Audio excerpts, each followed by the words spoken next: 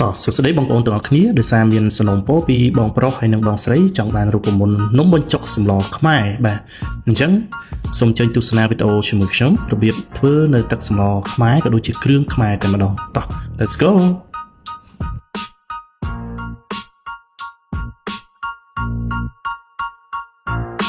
ដំបូងយើងត្រូវដាំទឹក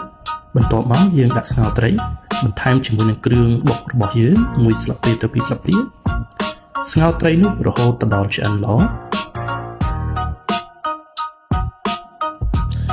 បន្ទាប់មកគឺយើងស្រង់ត្រីចេញនិងបេះឆ្អឹងវាយកទៅបុកជាមួយនឹងគ្រឿង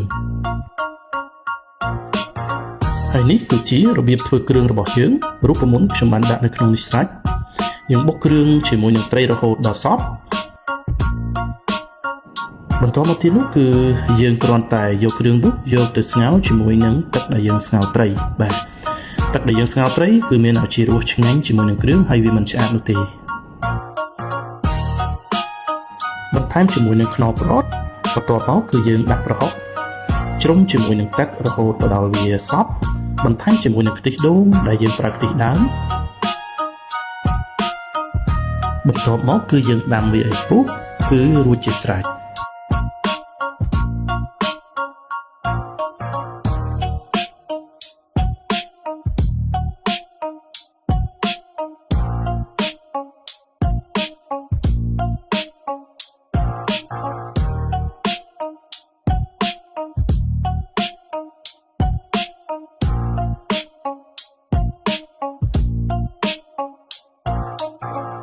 សូមអរគុណសម្រាប់ការទស្សនាសូមចុចចូលទៅក្នុង link Telegram របស់យើងដើម្បីបានរូបមន្តថ្មីៗបន្តទៀត